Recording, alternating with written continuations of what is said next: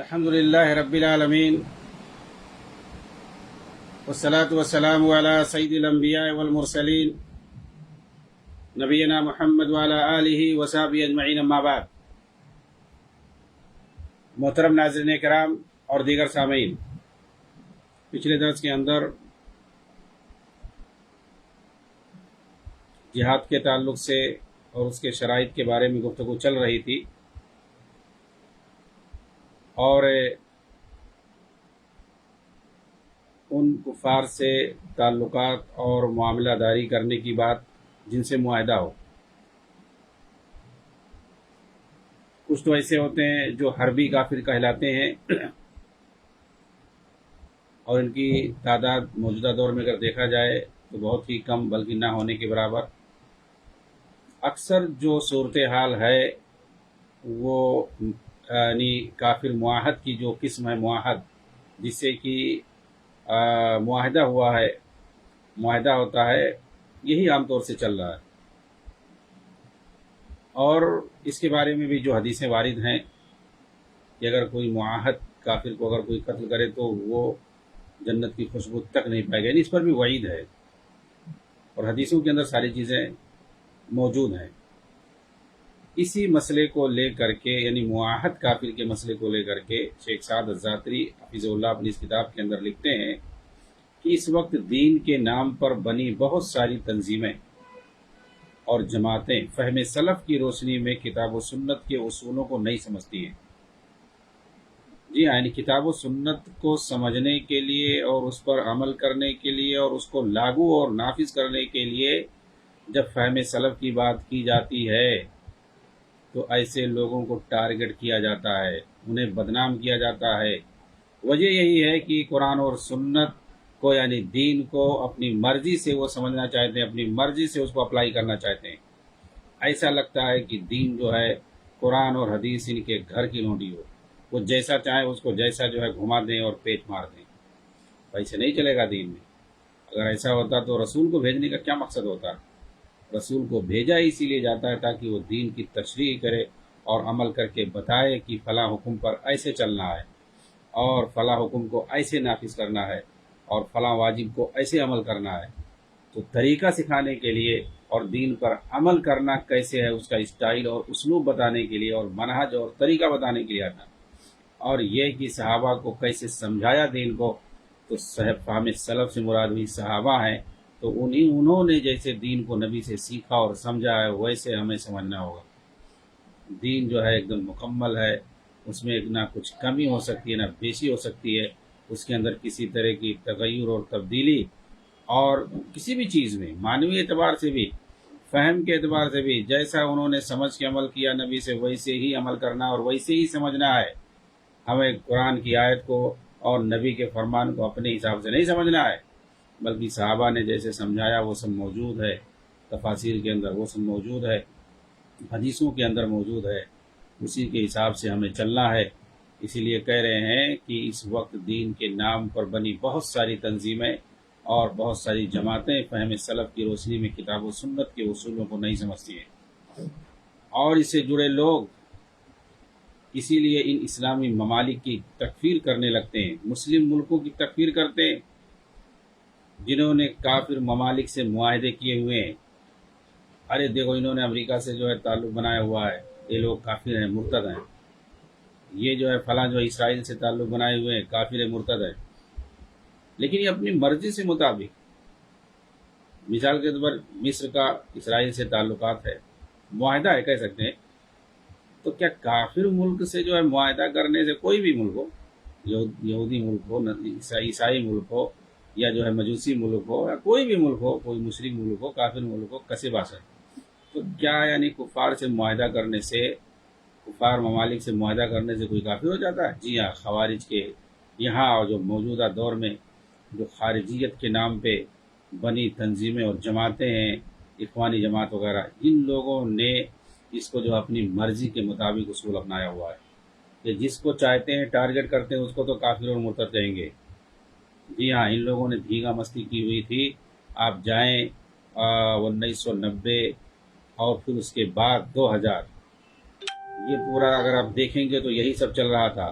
یہ امریکہ سے مدد لے رہے ہیں، امریکہ کی فوج بلائے ہیں، امریکہ سے تعلق کیے ہوئے ہیں، اور وہ مصر جو ہے اسرائیل سے جو ہے معاہدہ کیے ہوا ہے، اردن معاہدہ کیے ہوا ہے، یہ سب کافر اور مرتد ہیں ایسے ویسے۔ لیکن وہیں پر بڑی باریکی سے یہ لوگ ان کے جو اپنے من پسند ہوتے ہیں، ان کے فتوے ملیں گے، سب ایک ایک سے فتوے ملیں گے، اسامہ بن لادن سے لے کر کے سلیمان علوان، عبدالعزیز طریفی اور پتہ نہیں کیا کیا، ایک ایک سے ملیں گے آپ کو، اسلحے ملیں گے ان کے یہاں، جو فتویٰ دیتے ہیں کنٹل کے حساب سے، یہ کافر، یہ مرتد، یہ فلاں، یہ دماغ۔ کیوں؟ کفار ممالک سے انہوں نے معاہدہ کیے ہوا ہے، اور جب اقوام متحدہ میں گئے وہاں پر، لیکن جب ان کے اپنے جو محبوب ہیں وہ جب وہی کام کرتے ہیں تو کچھ نہیں ہوتا ہے۔ اب مطلب یہ قرآن حدیث کی بات نہیں کرتے ہیں، یہ اپنی مرضی کے حساب سے، اپنی جو ہے خواہشات نفس، یہ خارجیت کی پہچان، وہ اپنی خواہشات نفس کے حساب سے چلتے ہیں۔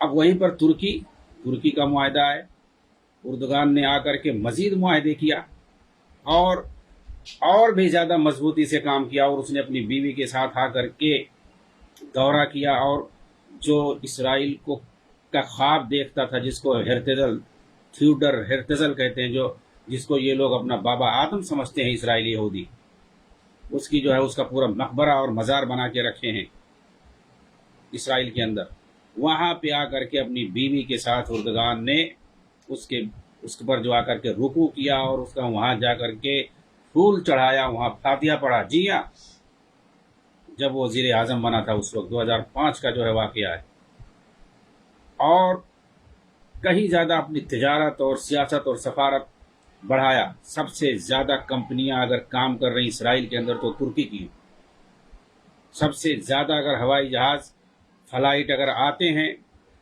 آتی ہیں اسرائیل کے اندر تو وہ ترکی کی آتی ہیں، اور اسرائیل کی سب سے زیادہ فلائٹ اور کارگو، اور اگر جو ہے یہ جو شپ ہوتی ہیں، پانی والی جہازیں جو سامان لے کر کے آتی ہیں، وہ سب سے زیادہ ترکی جاتی ہیں۔ معاہدے پر معاہدے، معاہدے پر معاہدے، لیکن وہ سب سے بڑا ان کا مسلمان ملک، مسلمان حاکم، المسلم الحاکم، یعنی ان کا جو ہے سب سے بڑا مسلمان ہے وہ، تو اس پر نہیں فتویٰ لگے گا۔ اسرائیل سے سب سے زیادہ تعلقات بنانے والا، لیکن اس پر جو ہے ان کے یہاں کوئی فتویٰ نہیں ہے، بلکہ اس کو اور جو ہے الٹا گفٹ دیتے ہیں لوگ، اور اس کو نوازتے ہیں القاب سے، وہ ایسا ہے ویسا، وہی تو تنہا ہے، دیکھنے والا ہے، مسلمانوں کو حاکم ہے، اور ایسا ہے ویسا ہے، اور پوری دنیا والوں کا مسیحا ہے، کیا ہے، دو چار لفظ آ کر کے میڈیا پہ بول دینا، منافقت کر دینا، اس کی وجہ سے سب برابر ہو گیا۔ تو اپنی مرضی سے وہی طالبان، ان لوگوں کی جو پہلے حکومت تھی، انہوں نے اقوام متحدہ کو مانا ہوا تھا، وہاں پر جاتے تھے، تو نہیں تو اقوام متحدہ سے تعلقات بنانے پر امریکہ سے بھی تعلقات، تمام کافر ممالک سے تعلقات تھے۔ آج جو ہے ان کے سب سے گہرے تعلقات بھارت سے ہیں، اپنے پاکستان سے ان کے تعلقات خراب چلتے ہیں، ان سے کوئی تعلقات نہیں ہے، لیکن ہمارے بھارت سے اس کے اچھے تعلقات ہیں، اس پر کیا فتویٰ لگاؤ گے؟ امریکہ سے جو ہے تعلقات بنانے کے لیے، اور جو امریکہ سے پیسہ آتا تھا امداد میں، کروڑوں ڈالر، روک دیا تھا ٹرمپ نے آ کر کے، ان لوگوں نے جو ہے منت سماجت کروائی جو ہے قطر کے ذریعے سے، اس کے بعد جو ہے پھر تعلقات بنے ہیں، اور امریکہ نے تعاون دینا شروع کیا ہے، تو امریکہ کے تعاون پر ان کی حکومت چلتی ہے، تو پھر جو ہے کوئی مسئلہ نہیں، وہ تو اسلامی عمارت ہے، اپنی مرضی کے حساب سے قانون نافذ کریں تو ان کی اسلامی حکومت ہے۔ تو وہی امریکہ سے اور اسی اسرائیل سے اگر کوئی دوسرا ملک عربوں کا تعلق قائم کر لے تو وہ کافر ہو گیا، یعنی سارا فتویٰ ان کا عربوں پر جائے گا، عربوں پر سارا فتویٰ جائے گا، اور اس کے علاوہ باقی تو سب جو ہے دودھ کے دھلے ہوئے ہیں، لیکن انہی عربوں میں اگر کوئی ملک جو ہے ان کی ساری جو ہے فکری فساد کو اگر برداشت کرتا ہو، جگہ دیتا ہو، تو پھر وہ ملک بھی ان کے یہاں جو ہے وہ عادل بادشاہ ہے، نجاسی بادشاہ ہے، جسے قطر کا بادشاہ ان کے یہاں جو ہے سب سے اچھا ہے، حالانکہ اسرائیل سے اس نے تعلقات بنائے۔ اسرائیل نے قطر کے اندر آ کر کے اپنا جو ہے سفارت خانہ، اپنا جو ہے تجارتی سفارت خانہ اس نے آ کر کے کھولا، اور زمانے تک تھا، پھر وقتی طور پر بند ہوا، لیکن پھر بھی وہ جو ہے ان کی نظر میں اچھا ہے۔ تو اسرائیل سے تعلقات بنانا ہو یا کسی بھی ملک کافر ملک سے، امریکہ ہو یا کوئی بھی ہو، ان کے یہاں قرآن حدیث نہیں ہے بھائی۔ قرآن حدیث سے تو حساب سے چلو، سب کے اوپر ایک ساتھ فتویٰ لگاؤ، لیکن کم سے کم دلیل تو ہونا چاہیے۔ کیا کافروں سے جب معاہدے کی بات آئے گی، اپنا معاملہ ہوگا، تو پھر کیا جب مرسی کی حکومت آئی تھی اس نے تعلق نہیں بنایا تھا، بلکہ امریکہ ہی نے قائم کیا تھا، اوباما اور ہلیری نے۔ لیبیا میں جو حکومت آئی کس نے بنوایا تھا؟ سب سے پہلے تو معاہدہ تم نے اسرائیل سے کیا، اسرائیل کے پاس اپنا سفیر بھی بھیجا مرسی نے، اور امریکہ سے اس نے تعلقات بنائے، اور اسرائیل سے تعلقات بنائے، اپنا سفیر بھیجا، اپنا لو لیٹر بھیجا، تو وہ تو سب صحیح ہے۔ ان کی اپنی جو اخوانی حکومت تھی 2012 میں قائم ہوئی، تو انہوں نے اسرائیل سے تعلقات بنائے، امریکہ سے تعلقات بنائے، تو وہ پھر صحیح ہے۔ اور سی نے اگر تعلقات بنا لیا تو وہ مرتد ہو گیا۔ جی ہاں، سی کا اگر تعلقات، جو ابھی وہاں کا حاکم ہے، وہ اگر تعلقات بنا لے اسرائیل سے اور امریکہ سے، تو وہ مرتد ہے، کافر ہے، اسرائیل کا ایجنٹ ہے امریکہ۔ لیکن وہی جو ہے ان کا مرسی اگر تعلقات بنائے، اور امریکہ کے مدد پر جو ہے $8 ارب اوباما نے دیا تھا مرسی کو، اس کے جو ہے امداد پر قائم ہو حکومت ان کی، اور اسرائیل سے بھی تعلقات بنا کر کے چلیں، تو پھر صحیح ہے۔ پھر دلیل دیں گے وہ کافر ممالک سے تعلقات بنانے میں کوئی حرج نہیں، پھر قرآن حدیث ان کو یاد آ جاتا ہے۔ اور دوسرے ممالک اگر تعلقات بنا لیں، امارات نے تعلق بنا لیا اسرائیل سے، کافر مرتد، مصر نے بنا لیا، سی نے بنا لیا، تو کافر مرتد۔ تو ان کے یہاں پھر حدیث قرآن بھول جاتے ہیں، حدیث قرآن نہیں، پھر خواہشات نفس پہ آ جاتے ہیں اپنے۔ تو ان کے جو ہے فتوے کا کوئی اعتبار نہیں ہے، یہ اپنی خواہشات نفس سے فتویٰ دیتے ہیں، اور قرآن حدیث ان کے یہاں کوئی جو ہے دلیل نہیں۔ جسے تقلیدیوں کے یہاں ہوتا ہے اپنا مسلک بچانا ہوتا ہے تو قرآن حدیث دیتے ہیں، اور نہیں تو پھر اپنے امام کی بات ہے۔ ایسے ہی یہ لوگ، ان کی اپنی تنظیم، اپنی فکر اور اپنا جب مقصد ہوتا ہے تب ان کو قرآن حدیث یاد آتے ہیں، اور نہیں تو پھر ان کے پاس فتوے ہیں دوسروں کے لیے، کافر اور مرتد کے فتوے ہوتے ہیں۔ جی ہاں، تو اسی بات کو لے کر کے یہ کہہ رہے ہیں کہ اس وقت کی جو بہت سی تنظیمیں، یہ خارجی تنظیمیں، یہ لوگ اگر کوئی کافر ملک سے تعلق بنا لے، معاہدہ کر لے، تو اس کو یہ لوگ فوراً جو ہے کافر اور مرتد بنا کے چھوڑتے ہیں مسلم ممالک کو۔ اور یہ لوگ ایسے معاہدے کو پہلی بات مانتے ہی نہیں ہیں، اور ایک تو معاہدہ نہیں مانتے ہیں، تو ظاہر سی بات ہے جو معاہدہ ہوتا ہے تو دونوں ممالک کے تعلقات ہوتے ہیں، ادھر سے جو ہے اس ملک میں لوگوں کا آنا جانا رہتا ہے۔ تو اب بھائی جو ادھر سے آدمی آیا ہوا ہے، پاسپورٹ ویزا سے آیا ہوا ہے، اجازت سے آیا ہوا ہے، تو اب اس کی ملک پر، مسلم ملک پر ذمہ داری ہوتی ہے کہ اس کی حفاظت کرے، اس کی حفاظت کی ذمہ داری ہوتی ہے۔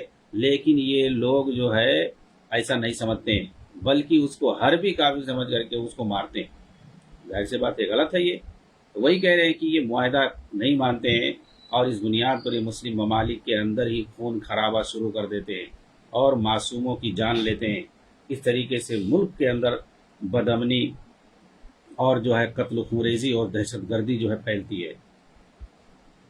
آگے کہتے ہیں کہ یہاں پر دو چیزوں کی وضاحت کر دینا ضروری سمجھتا ہوں۔ ایک یہ کہ مسلمانوں اور کافروں کے درمیان ہمیشہ کے لیے معاہدہ کرنا یہ مناسب نہیں ہے۔ آپ دیکھیں، ٹھیک ہے، ابھی جو ہے جس کو یہ حماسیوں کو لے کر کے یہ لوگ کود رہے تھے، اچھل رہے تھے، ارے یہ جو عرب ہیں، یہ سعودی ہے، یہ مصر ہے، فلانے ہیں، ڈھمکانے ہیں، یہ لوگ چاہتے ہیں کہ اسرائیل سے معاہدہ کر لیں، اور جو ہے یہ ٹو نیشن کا جو فکرہ ہے کہ اسرائیل ایک جگہ ہو جائے اور فلسطینیوں کی حکومت قائم ہو جائے، تو ایسا نہیں ہے کہ انچ زمین پر نہیں رہنے دیا جائے گا اور اسرائیل کو خاتمہ کر دیا جائے گا، اس کو نہیں مانیں گے، اور اسی لیے جو ہے حماس سامنے آیا ہے، اسرائیل کو ختم کر کے رہے گا، ایسا کر کے رہے گا۔ اور یہ عرب والے جو ہے یہ بیچنا چاہتے ہیں، اسرائیل کو قبول کرنا چاہتے ہیں، اس کو تسلیم کرنے کے در پہ ہیں، اور حماسیوں نے ان کا بھانا پھوڑ دیا اور اب کوئی تسلیم کرنے والا نہیں ہے۔ ارے بھائی، یہ جو تسلیم کرنے کی بات ہے، ٹو نیشن، یہ فکرہ آج سے نہیں، بہت پہلے سے ہے، اور پوری دنیا اس کو مانتی ہے، تمام عرب ممالک اور تمام مسلم ممالک اس پر راضی ہے کہ بھائی وہ مسئلہ ختم کرو، فلسطین جو ہے وہاں کم سے کم ایک ریاست متحد ہونی چاہیے، اور 67 میں جو زمین قبضہ کیا اسرائیل کو پیچھے جائے چھوڑ کر کے، اور جو آدھی زمین جو ہے اقوام متحدہ نے دیا تھا وہاں پر اس کی حکومت ہو، بیت المقدس جو ہے اس کو راجدھانی بنایا جائے، تمام جو مہاجرین ہیں وہ واپس آئیں اور اس کی اپنی فوج ہو، اپنی اس کی حکومت ہو. ایسا اگر ہو جاتا نا تو یہ جو چورن بیچنے والی تنظیمیں ہیں، چندہ خور جو تنظیمیں ہیں، ان کا کیا ہوتا؟ پھر بھوشیہ ان کا مستقبل کیا ہوتا؟ داؤں پہ لگ گیا تھا ان کا مستقبل کہ یہ اب چندہ نہیں کر پائیں گے. اور جو اس فلسطین ایشو کو لے کر کے جو تجارت کرتے تھے، ان ممالک کا کیا ہوگا؟ ایسے ممالک بھی ہیں، ایسی تنظیمیں ہیں بڑی بڑی اخوانیوں کی، جماعت اسلامیوں کی. ان لوگوں کی تجارت جو ہے، ان لوگوں کا چندہ جو ہے فلسطین ایشو جیسے مسائل پہ چلتا ہے. اگر یہ مسئلہ ختم ہو جائے گا تو ہمیشہ کے لیے یہ سب بھی ختم ہو جائے گی، ان کو چندہ ملنا بند ہو جائے گا. تو ان لوگوں کی سازش سے اور کچھ ممالک کی سازش سے یہ سارا جو ہے، اسرائیل کی خود اس میں سازش سے، وہ خود نہیں چاہتا. خاص طور سے جو موجودہ حکومت ہے، فسادی حکومت بنیامین نیتنیاہو کی، وہ خود نہیں یہ لوگ چاہتے ہیں کہ یہ معاہدہ ہو، کیونکہ زمین دینا پڑے گا اور پھر اس کے بعد جو ہے ان لوگوں کی الگ حکومت قائم ہو جائے گی، اور وہ لوگ نہیں چاہتے ہیں. تو نہ اسرائیل کی حکومت چاہتی ہے اور نہ ہی اس طرح کی تنظیمیں چاہتی ہیں کہ اس طریقے سے فلسطینیوں کو آرام سے رہنے کا موقع دیا جائے. تو اس نے یہ کام کیا، حماس نے الٹی سیدھی باتیں کر. ارے کیا کر لیا بھائی اس نے؟ اس نے کر لیا کیا؟ کیا فلسطین کو آزاد کرا لیا یا غزہ کو آزاد کرا لیا؟ وہ پورا دے دیا، پورا برباد کر دیا. اب تو قابض ہو گیا، پہلے تو قابض بھی نہیں تھا. پہلے تو عبوری حکومت کے لیے دے دیا تھا کہ بھائی تم لوگ اپنا لوکل حکومت کرو. لوکل حکومت جو ہے دیکھنے کے لیے تو اس نے دے دیا تھا اتھارٹی. عبوری طور پر وہ لوگ سنبھال لیتے، جیسے مغربی پٹی پہ سنبھال لیں، حالانکہ وہ سب عبوری ہے، ایک اتھارٹی ہے. تو ویسے وہاں پر بھی ان کو حکومت دے دیا تھا. لیکن سارا جو ہے ان کو جو ہے پانی، کھانا پانی، ساری چیزیں وہ اسرائیل ہی سنبھالتا تھا. اور ان کا حماسیوں کا خود کہہ رہا ہے جو ترجمان ہے کہ جو ہے یہ سارے وہاں کی دوا ادویہ وغیرہ کی کمی نہیں ہونا چاہیے، اسرائیل کی ذمہ داری. اسرائیل کی ذمہ داری ہے ادویہ کمی نہ ہو، کھانا خوراک جو ہے کمی نہ ہو، پانی جو ہے کمی نہ ہو. اسرائیل کی ذمہ داری ہے، اس کو دیکھنا پڑے گا. ایسا بتائیے، اسرائیل پہ ٹکے ہوئے ہیں، اسی کی کھانا پانی بھی وہ اگر بند کر دے تو جو ہے بھوکے مر جائیں گے. تو اب اس سے جو ہے تم لفڑا کر رہے ہو، تمہارے پاس طاقت نہیں ہے کہ تم اپنا کھانا پانی مہیا کر لو، یا جو تمہیں جو زمین ملی ہوئی ہے، ایک علاقہ ملا ہوا ہے، اس کو تم خود کفیل نہیں بنا سکتے ہو. بھائی اسرائیل کے بل بوتے پہ جی رہے ہو، اپنا خود کفیل نہیں ہو سکتے ہو. جو امداد آتا ہے وہ اسرائیل کے راستے سے ہو کر کے آتا ہے. ایک غزہ کو جو ہے معمولی سٹی ہے اور اتنی بڑی آبادی ہے، تم اس کو خود کفیل نہیں بنا سکتے ہو اور لڑائی کرنے جا رہے ہو لوگوں میں جو ہے نام کمانے کے لیے. ایک پٹاخہ پھوڑ کر کے اس سے پیچھے جو سازش ہے اس کو بتانا نہیں اور پبلک کو گمراہ کرنا. یہ ساری چیزیں کیا ہیں؟ یہ صرف پوری سوچی سمجھی سازش ہے، خود اسرائیلی حکومت کی طرف سے اور ان حماسیوں کی طرف سے، ایران کی طرف سے. اور یہ جو لوگ امت کے اندر فتنہ فساد مچانا چاہتے ہیں، ورنہ حاصل کیا ہوا؟ حاصل ہوا تباہی اور تباہی اور تباہی. اور میں جو بتانے جا رہا ہوں آپ سمجھیں گے کہ اس کا مقصد کیا تھا. یہ جو لوگ کہتے ہیں یہ معاہدہ کرنا ایسا ویسا، یہ عرب والے جو تھے یہ معاہدہ کرنے جا رہے تھے اسرائیل کو تسلیم کرنے. ارے اسرائیل کو کتنے لوگ تسلیم کر چکے ہیں مسلم ممالک میں؟ بہت سارے مسلم ممالک، 15-20 مسلم ممالک تو تسلیم پہلے سے کیے ہوئے ہیں. اور جو ممالک تسلیم کرنے والے ہیں وہ فلسطین کی بات کر رہے ہیں کہ وہاں ایک حکومت بن جائے، اس کے بعد جو ہے حکومت بن جائے گی، پھر اس کے بعد تسلیم کریں گے. تو اس میں کون سی خامی ہے؟ بھائی وہاں ایک آزاد ریاست بن جائے.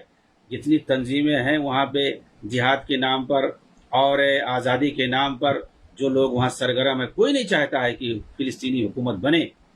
یہ خود ہے حماسیوں کے بڑے بڑے لیڈروں نے یہ بات کہی ہے کہ ہمارے ہاں یہ آزادی اور پھلانے اور دھمکانے کی ہمارے یہاں کوئی حیثیت نہیں ہے. ہم اپنی جماعت کے لیے کام کر رہے ہیں، ہم اپنی جماعت کے لیے کام رہے ہیں. فلسطین مسجد اقصی ان کی نظر میں کچھ نہیں ویلو رکھتی ہے. ابھی بتائیے حماسیوں کا جو آخری جو ہے اس تباہی کے بعد تم نے کیا لیا اس سے؟ الٹا جو ہے اسرائیلی فوج وہاں پہ قابض ہو گئی، وہ تو کہہ رہا آپ جائیں گے ہی نہیں. تم نے کیا کیا؟ اور ان کا جو آخری سٹینڈ ہے اس وقت، کیا کہہ رہے ہیں انہوں نے معلوم ہے؟ ان کا کہنا ہے ان حماسیوں کا کہ ہم چاہتے ہیں اسرائیل کے ساتھ پائیدار معاہدہ کرنا چاہتے ہیں. صرف یہی نہیں کہ اسرائیل جو ہے غزہ سے جو ہے اس کی فوج اپنی بلا لے واپس، صرف واپس فوج ہی نہ بلائے، بلکہ ہم چاہتے ہیں کہ پائیدار جو ہے ہم سے معاہدہ ہو جائے، پائیدار معاہدہ ہو جائے. یعنی حماسی جو ہے پائیدار معاہدہ کرنا چاہتے ہیں ہمیشہ کے لیے، جبکہ ہمیشہ کے لیے صحیح ہی نہیں ہے. تو یہ پائیدار معاہدے کی بات کرتے ہیں تو یہ صحیح ہے. بتائیے اسرائیل سے پائیدار معاہدہ کرتے ہیں اور کئی بار انہوں نے امن و سلامتی کا معاہدہ کیا ہے. کیوں بھائی کر رہے ہو؟ تو پھر کیا کہیں گے جب معاہدے کی بات ہے یہ اپنا کریں گے نا یہ لوگ تو کہیں گے یہ جو جائز ہے کافروں سے معاہدہ کرنا جائز ہے.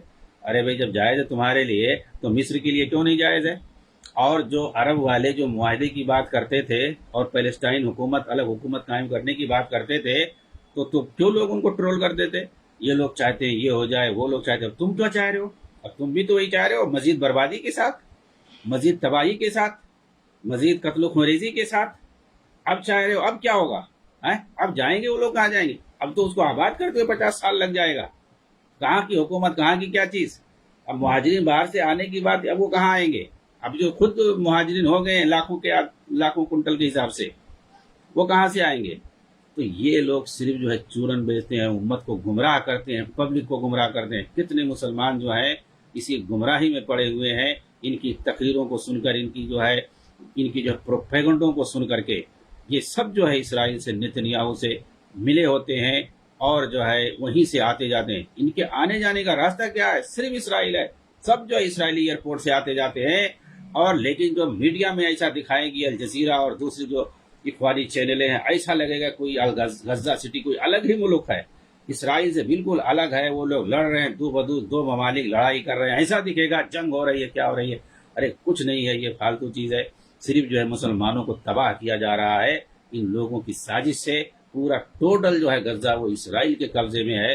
کسی کو کوئی حیثیت نہیں. جیسا کہ میں نے بتایا وہاں خوراک ادویہ ساری چیزیں جو ہے پانی بھی جو ہے اسرائیل سے جاتا ہے. اسرائیل اگر پانی بند دے تو سب جو ہے پیاسے مر جائیں گے. سمجھ رہے ہیں؟ یہ لوگ بات کرتے ہیں ایسا اور ویسا. تو کہنے کا مطلب ہے کہ یہ صرف ڈھونگ ہے صرف ڈھونگ ہے. وہ سب اسرائیل جانتا ہے وہیں رہتے ہیں. ایک ایک جو ہے بلڈنگ کو وہ لوگ جو ہے میزائل سے اڑا دیتے ہیں. لیکن یہ حماسیوں کے ہیڈ کوارٹر کو اور اس کی بلڈنگ کو ایک طرف وہ لوگ میڈیا میں آ کر کے دہشت گرد بولتے ہیں حماسیوں کو اور کہتے ہیں یہ کر ڈالیں گے وہ کر ڈالیں گے. لیکن جو ہے وہ کیوں نہیں جو ہے ان کو ختم کرتے ہیں. وہ لوگ دن دناتے پھرتے ہیں نمائش کرتے ہیں اپنے جو ہے اسلحوں کی. یہ صرف دکھاوے کے لیے ہے پبلک کو اور مسلمانوں کو دکھاوے کے لیے ہے. اور وہاں کی جو غزہ کی جو مسلمان ہیں ان کو ڈرانے اور دھمکانے کے لیے ہے. اور یہ خوب اسرائیل سمجھتا ہے اس لیے وہ چھوٹ دے رہا ہے کیونکہ ان جو ہے کٹر دہشت گردوں کی بنیاد بنا کر کے اسرائیل باقی رہے گا. اگر یہ کٹر پنتھوں کو ختم کر دے گا اور ان جو ہے شدت پسندوں کو ختم کر دے گا تو پھر سمجھ لیجئے کہ اسرائیل بھی ختم ہو جائے گا. پھر اس کی کوئی ویلو نہیں رہ جائے گی. اس کو بیک جانا پڑے گا اور پیچھے جانا پڑے گا. وہاں ایک فلسطینی آزاد ریاست قائم ہوگی. پوری دنیا بات کرے گی. یورپ کے سارے ممالک ساتھ میں ہوں گے. وہ لوگ بھی بات کریں گے. امریکہ کو بھی مجبوراً کرنا پڑے گا. سارا عرب اور سارے مسلم دیش سب لوگ ساتھ دیں گے ایک جٹ ہو جائیں گے. لیکن یہی جو کٹر پنتھی ہے یہی جو فساد اور قتل خریزی کرنے والی تنظیمیں ہیں اس کو کھڑا کر کے اسرائیل جو ہے انہی کے دم پر زندہ ہے اور انہی کی وجہ سے وہ اپنی مظلومیت پوری دنیا میں بتاتا ہے. تب جو ہے اس کا لوگ ساتھ دیتے ہیں کہ تم کو اپنے دفاع کا حق ہے. یہ لوگ تمہارا وجود مٹانا چاہتے ہیں. جی ہاں ایسے جو ہے لوگوں کو کھڑا کیا گیا ہے تاکہ اسرائیل محفوظ رہے. اسرائیل جو ہے اپنا بچنے کے لیے اس طریقے کے ڈرامہ کرتا ہے اور یہ لوگ جو ہے اندر سے پورا ساتھ دیتے ہیں. اور میڈیا الجزیرہ وغیرہ سب جو ہے اسرائیل کا ساتھ ہے. اور یہ سارے لوگ یہ امریکہ اور اسرائیل نے مل کر کے الجزیرہ کو بنایا ہے اور جو وہاں کا حاکم ہے وہ بھی انہی لوگوں کے دم پہ آیا ہے. اس کی جو پہلی جہاں پہ جب اس کا افتتاح ہوا تھا اس وقت بنیامین نیتنیاہو وہاں گیا تھا الجزیرہ کے اندر. یہ ساری چیزیں وہاں کا یہود باراک جو اس سے پہلے جو ہے صدر تھا وہاں کا پورا جو ہے وہاں قطر میں جا کر کے وہاں کی مارکیٹوں میں جا کر کے اس نے پورا جو ہے ٹہلا ہے گھوما ہے. اور وہاں پر پہلے آتے تھے اسرائیلی. 1995 میں اس کے جو ہے تعلقات تجارتی تعلقات تھے. بعد میں عبوری طور پر ختم کیا گیا ہے. تو کہنے کا مطلب ہے یہ صرف اور صرف ڈرامہ بازی ہے. مسلمانوں کو دھوکہ دیا جاتا ہے. فلسطین حکومت الگ سے یہ لوگ قائم نہیں کرنے دینا چاہتے ہیں. اسرائیل کے ساتھ مل کر کے یہ پورا کام کر رہے ہیں.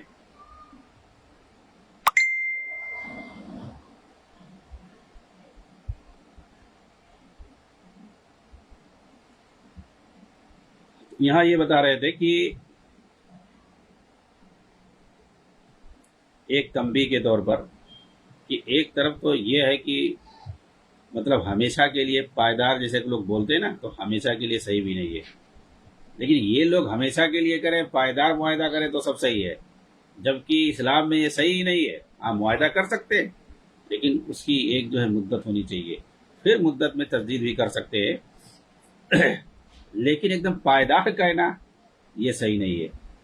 شیخ الاسلام ابن تیمیہ رحمہ اللہ نے معاہدے سے متعلق فرمایا ہے کہ کفار کے ساتھ معاہدہ کرنا مطلق طور پر اور مدت کی تعین کے ساتھ جو ہے، مدت کے تعین کے ساتھ یہ جائز ہے۔ معاہدہ کوئی بھی ہو اس کا پورا کرنا ضروری ہے جب تک کہ دشمن کی طرف سے اس کے توڑنے کی اطلاع نہ ہو۔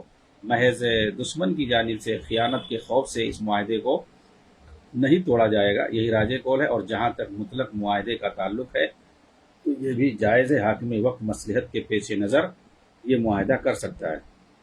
علامہ ابن قیم رحمہ اللہ نے کہا ہے کہ صلح حدیبیہ کے معاہدے میں اس بات پر دلیل موجود ہے کہ کفار کے ساتھ معاہدہ مطلق طور پر مدت کی تعین کے بغیر کہا جا سکتا ہے، بلکہ حاکم وقت جب تک چاہے کر سکتا ہے۔ اب یہ ہے کہ وقت کی اس میں تعین کی گئی تھی، لیکن وہ بھی مطلق طور پر ہی تھا، لیکن جب کفار کی طرف سے، مکہ والوں کی طرف سے اس معاہدے کی خلاف ورزی ہوئی تو گویا آٹومیٹک وہ منسوخ ہو گیا۔ کہتے ہیں کہ اس بارے میں راجح قول یہی ہے کہ اس طرح کا معاہدہ جائز ہے، صحیح ہے۔ امام مزنی کی روایت کے مطابق امام شافعی نے اس کے جواز کی صراحت کی ہے، کہ مطلب یہ ہے کہ کفار سے معاہدہ مطلق طور پر کر سکتے ہیں۔ آگے کہہ رہے ہیں کہ ایسا ممکن ہے کہ کوئی مسلم ملک کسی کافر ملک سے معاہدہ کر لے، پھر وہ کافر ملک کسی دوسرے مسلم ملک پر چڑھائی کر دے، پھر وہ مسلم ملک اس مسلم ملک سے مدد مانگنے کے لیے جائے جس نے اس حملہ آور کافر ملک سے معاہدہ کیا ہوا ہے، تو ایسی صورت میں اس کے لیے جائز نہیں ہے کہ وہ مدد کرے۔ یہ ایک اہم جو ہے فریضہ ہے، ایک حکم ہے، اسلامی حکم ہے، ایک شرعی حکم ہے، اس کو سمجھنے کی ضرورت ہے۔ ایک بار میں اس کو پھر سے پڑھتا ہوں، کیونکہ ابھی حال ہی میں ایک فتویٰ آیا تھا، اس کو بنیاد بنا کر کے بہت زیادہ ٹرول کیا گیا اس آدمی کو۔ وہ فتویٰ کیا تھا مصر کے ایک عالم نے، حالانکہ وہ اس کا خود تعلق اخوانیوں سے ہے، لیکن اس کا فتویٰ اپنی جگہ پہ صحیح تھا۔ اس نے کیا بات کہی تھی کہ لوگ کہتے ہیں کہ جو ہے مصر کو چڑھائی کرنا چاہیے ایسا ویسا، تو مصر حکومت کا جو ہے یہ اسرائیل کے ساتھ معاہدہ ہے، تو اب ظاہر سی بات ہے، اب اگر کسی دوسرے اسرائیل سے کسی دوسرے کا اگر لفڑا ہے، جھگڑا اور لڑائی ہے، تو وہ جو ہے اس کی بنیاد پر وہ اس پر حملہ نہیں کر سکتا ہے یا اس کا ساتھ نہیں دے، کیونکہ اس کا معاہدہ ہے، تو معاہد کے خلاف کسی کا ساتھ نہیں دے سکتا ہے یا اس کے خلاف جو ہے چڑھائی نہیں کر سکتا ہے، ساتھ دے کسی دوسری شکل میں، امداد وغیرہ اور دوسری چیزیں، لیکن جس سے معاہدہ ہے اس معاہدے کی جب تک خلاف ورزی نہ ہو تو اس کو نہیں چاہیے۔ یہ لوگ الگ الگ دلیلیں الٹی سیدھی دیتے ہیں، جبکہ صحیح نہیں ہے، حقیقت یہی ہے۔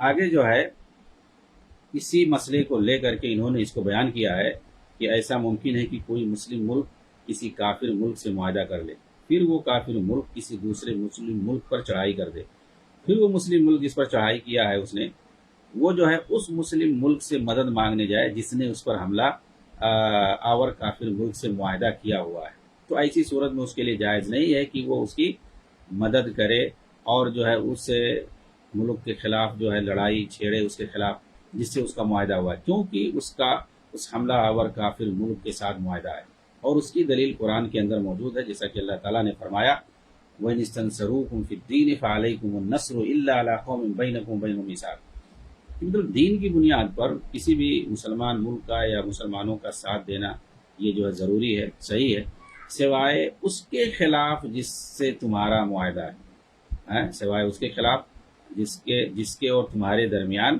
میثاق اور معاہدہ ہے، الا علی قوم بینکم و بینہم میثاق، یہ جو ہے سورہ انفال کی 72 نمبر آیت ہے۔ امام قرطبی نے اپنی تفسیر کے اندر کہا ہے کہ وَإِنِ اسْتَنصَرُوكُمْ فِي الدِّينِ، اس سے مراد یہ ہے کہ وہ مومنین جنہوں نے ہجرت نہیں کی، اگر وہ تمہیں دارالحرب سے اپنے بچاؤ اور حفاظت کے لیے افرادی یا مالی امداد کے لیے پکاریں تو تم ان کی امداد کرو، اور یہ تم پر فرض ہے۔ بس تم انہیں ذلیل اور رسوا نہ کرو، مگر یہ کہ اگر وہ تم سے ایسی کافر قوم کے خلاف مدد طلب کریں جس کے اور تمہارے درمیان معاہدہ ہو، تو پھر ان کے خلاف تم مدد نہ کرو اور اپنا عہد نہ توڑو یہاں تک کہ اس کی مدت مکمل ہو جائے۔ یعنی اگر کوئی مسلمان بھائی ہے یا ملک ہے، اگر کوئی مدد مانگ رہا ہے اور تم مدد کر سکتے ہو تو کرنا ضروری ہے، کر سکتے ہیں، لیکن کسی ایسے ملک کے خلاف اگر وہ کہتا ہے کہ ہمارا ساتھ دو اور ہمارا جو ہے اس ملک سے لڑائی چل رہی ہے تو تم بھی آ کر کے لڑائی کرو اس کے خلاف، وہ ملک ہے جس سے کہ تمہارا معاہدہ ہوا ہے، تو پھر اس کے خلاف جو ہے تم اس کا ساتھ نہیں دے سکتے ہو، یہ اس آیت کا مطلب ہے۔ اسی طریقے سے ابن کثیر رحمہ اللہ نے کہا کہ اس سے وہ دیہاتی مسلمان مراد ہیں جو کافروں کے درمیان مقیم ہیں، ہجرت انہوں نے نہیں کی ہے، یہ اگر کسی وقت تم سے مدد کی خواہش کریں، دشمنان دین کے مقابلے میں تمہیں بلائیں تو تم ان کی مدد کرو کیونکہ یہ تمہارے دینی بھائی ہیں، لیکن اگر مقابلے پر کوئی ایسا قبیلہ ہو کہ تم میں اور ان میں صلح کا معاہدہ ہے تو خبردار تم عہد شکنی نہ کرو اور اپنی قسمیں نہ توڑو۔ یہ ابن عباس رضی اللہ عنہما سے مروی ہے۔ دیکھیے تفسیر کی کتابوں میں قرآن کی آیت ہے الا لقوم بینکم بینہم میثاق، اس آیت کو بنیاد بنا کر کے اس آدمی نے فتویٰ دیا، ٹھیک ہے، تو اخوانیوں نے خوب اس کو زیادہ ٹرول کیا اور اس کو سلفی کہہ کر کے کہ یہ سلفی عالم ایسا ویسا، حالانکہ اس کی حقیقت یہ ہے کہ وہ بھی اخوانی ہے، وہ سیاسی پارٹی اپنا بنا کے رکھا ہے، اور سلفی جو ہے سیاسی پارٹی وغیرہ بناتے ہی نہیں ہیں اور نہ اس کو جائز سمجھتے ہیں، سمجھ رہے ہیں۔ ایک حاکم اگر موجود ہے، سیاسی پارٹی بنانے کا مقصد کیا ہوتا ہے؟ جو حاکم ہے فی الوقت اس کے خلاف بغاوت یا اس کو ختم کرنا مقصد ہوتا ہے، جی ہاں، سیاسی پارٹی کا مقصد یہ ہوتا ہے۔ تو کسی مسلم ملک کے اندر سیاسی پارٹی بنانا یہ بالکل صحیح نہیں ہے، اگر ایک حاکم ہے تو یہ جو ہے سلفیوں کے یہاں سیاسی پارٹی بنانا ایسا ویسا وہ صحیح نہیں ہے۔ تو مصر کے اندر بہرحال جائز ناجائز کا یہ الگ مسئلہ ہے، یہ الگ بحث تفصیل ہے۔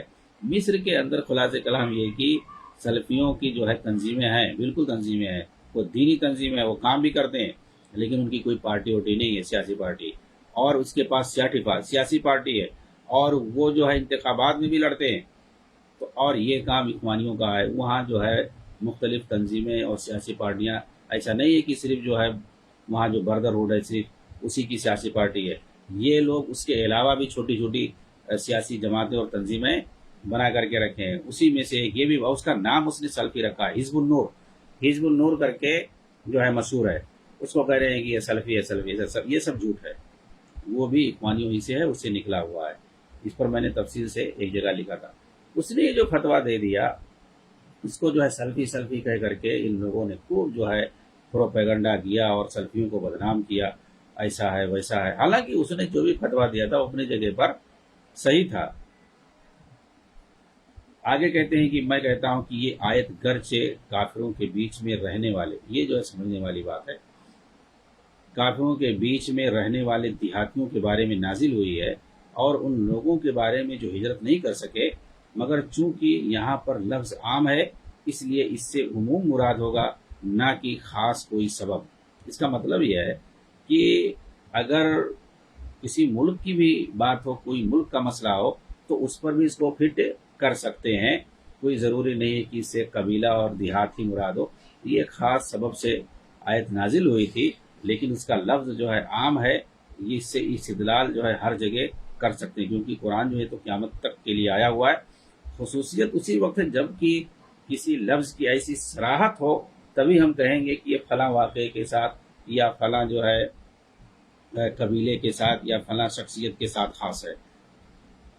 وہاں پر صراحت موجود ہو، اللہ کے نبی نے یا اللہ تعالیٰ نے کی طرف سے ایسا کہا گیا ہو کہ یہ صرف خالص تمہارے لیے، تمہارے علاوہ اور کسی کے لیے صحیح نہیں ہے، اس طریقے کے جملے، ایسی بہت ساری حدیثیں اور خود قرآن کے اندر ہے کہ کوئی عورت آ کر کے ہبہ کر دے تو وہ جو ہے اس کو تم بیوی بنا سکتے ہو، تو یہ ہبہ والی شرط اللہ تعالیٰ نے کہا نبی کے لیے کہ خالصتاً لک، یہ تمہارے لیے خالص ہے اور کسی کے لیے نہیں ہے، تو ہبہ والی، اور اس کے بعد ہے کہ اس کے بعد کسی کے لیے جائز نہیں ہے۔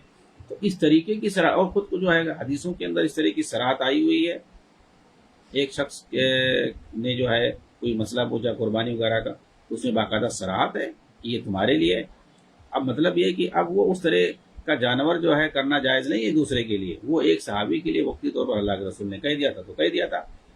تو ایسے ہی الفاظ کی صراحت باقاعدہ اگر موجود ہو تب تو وہ چیز اس کے لیے خاص مانا جائے گا، ورنہ جو ہے کوئی نہ کوئی شان نزول تو ہوتا ہی ہے، کسی نہ کسی سبب اور وجہ سے قرآن کی آیتیں نازل ہوئی ہیں، تو ہم اسی کے ساتھ اس کو خاص نہیں کریں گے، اس کا حکم جو ہے عام رہے گا، ٹھیک ہے، اس کا نزول جو ہے وہ خاص پس منظر میں نازل ہوا ہے، کوئی نہ کوئی سبب بنا ہے، لیکن وہ مسئلہ وہ حکم صرف اسی کے لیے خاص نہیں ہے، وہ حکم عام رہے گا، الا یہ کہ خصوصیت کی کوئی دلیل کوئی صراحت وہاں پر موجود ہو۔ تو اسی لیے یہ آیت جو ہے گرچہ کچھ خاص ان دیہاتیوں کے لیے، ان قبائل کے لیے جو کفار کے بیچ میں رہتے تھے، اگر ان پر کوئی جو ہے ان کو تکلیف دے تو ان کی مدد کرنا واجب ہے، الا یہ کہ ایسا کوئی قبیلہ تکلیف دے جس سے آپ کا جو ہے معاہدہ ہوا ہو تو پھر اس کے خلاف جو ہے ہم مدد نہیں کر سکتے یہاں تک کہ معاہدے کی مدت ختم ہو جائے۔ یہ باقاعدہ صراحت ہے۔ یہ تو قرآن کی اور حدیث کی روشنی میں جواب بالکل اپنی جگہ پہ صحیح ہے۔ اب اسی کو بنیاد بنا کر کے اب بھائی جو ہے مصر کو وہ لوگ گھسیٹنا چاہتے تھے تاکہ وہ جو اسرائیل کی جو لڑائی ہو رہی ہے، جو جنگ ہو رہی ہے، جو بھی ہو رہا ہے وہ پھیلے، اور یہ چاہتے بھی تھے کہ یہ اصل میں جو ہے اس کو جو باہر پھیلایا جائے اور اس میں عربوں کو گھسیٹا جائے، اور سارے جو عرب جیسے 2012 میں 11 میں تباہی کی ایک لہر دوڑی تھی اور کتنے ممالک آج تک جوجھ رہے ہیں، پریشان حال ہیں اور وہاں تباہی پھیلی ہوئی ہے، ایسے یہ لوگ چاہتے تھے کہ خلیجی ملک اس وقت پاک تھے اس تباہیوں سے، ان اخوانیوں کے فساد تھے، وہ خلیجی ممالک پاک تھے، اور مصر جو ہے ان کے چنگل سے جو نکلا ہوا تھا صاف بچ گیا تھا، اس کی فوج نے جو ہے ایک بہترین اسٹینڈ لیا اور ان کے فساد سے جو ہے محفوظ ہو گئی۔ تو یہ لوگ چاہتے تھے کہ جو ہے اس طرح سے جنگ لڑائی چھیڑ کر کے یہ صرف فلسطینیوں ہی کو نہیں، غزہ ہی کو نہیں مٹانا چاہتے تھے، یہ چاہتے تھے کہ اس لڑائی کو اور آگے تک پھیلایا جائے۔ تو ان کا کام ہی فساد ہے، یہ مصر بھی اس میں آئے، اردن کے لیے انہوں نے کتنی کوشش کی ہے، اور اسی طریقے سے یہ خلیج عرب کو بھی اس میں ڈھکیلنا چاہتے تھے، لیکن یہ لوگ کامیاب نہیں ہو پائے۔ جی ہاں، ان کا مقصد تھا جو یہ فساد جو ہے پورے خلیج عرب میں اور عرب ممالک میں دور دور تک پھیلے اور مزید جو ہے تباہی آئے، تاکہ جب کسی ملک میں تباہی آتی تو ان کو مزہ آتا ہے۔ جی ہاں، آگے کہتے ہیں کہ اسی طریقے سے ایک شرط یہ بھی ہے کہ وہ کافر جس سے جہاد کیا جائے وہ امن یافتہ نہ ہو۔ امن یافتہ کسے کہتے ہیں؟ امان یافتہ ہوتا ہے جس کو امن دیا جاتا ہے، کسی ملک میں آتا ہے تو ظاہر سی بات ہے اجازت لے کر کے آئے تو وہ امان یافتہ کہا جاتا ہے، جیسے کہ قرآن کے اندر ہے وَإِنْ أَحَدٌ مِّنَ الْمُشْرِكِينَ اسْتَجَارَكَ فَأَجِرْهُ حَتَّى يَسْمَعَ كَلَامَ اللَّهِ ثُمَّ أَبْلِغْهُ مَأْمَنَهُ، کہ اگر کوئی مشرک تم سے پناہ کا خواستگار ہو، یعنی تمہارے ملک میں اگر وہ آنا چاہ رہا ہے، مانگ رہا ہے، پناہ مانگ رہا ہے، تو اسے دے دو، کسی بھی کام سے آ رہا ہے، یہاں تک کہ ہو سکتا ہے ملک میں آئے تمہارے پاس تو اللہ کا کلام بھی سنے، پھر اس کے بعد اس کو اس کے امن والی جگہ واپس پہنچا دو۔ یہ ذمہ داری ہے کہ اس کے ملک میں تم اس کو واپس بھیج دو، یعنی جب تک تمہارے ملک میں وہ رہے اس کی حفاظت کی ذمہ داری بنتی ہے۔ یہ امان یافتہ، یعنی گویا وقتی طور پر امان یافتہ ہے، جب تک تمہارے ملک میں ہے اور وہ اجازت لے کر کے آیا ہے تو اس کی حفاظت کی، اس کے جان کی حفاظت، اس کے مال کی حفاظت کی ذمہ داری، اس کی عزت و آبرو کی حفاظت کی ذمہ داری اس ملک پر بنتی ہے۔ اس آیت کی تفسیر میں ابن کثیر رحمہ اللہ نے کہا ہے کہ الغرض دار الحرب سے جو قاصد آئے، تاجر آئے، یا صلح کا طالب آئے، یا آپس میں اصلاح کے ارادے سے آئے، یا جزیہ لے کر حاضر ہو اور حاکم وقت یا اس کے نائب نے اسے امن و امان دے دیا ہو، تو جب تک وہ دارالاسلام میں رہے یا اپنے وطن نہ پہنچ جائے اسے قتل کرنا حرام ہے، حرام ہے۔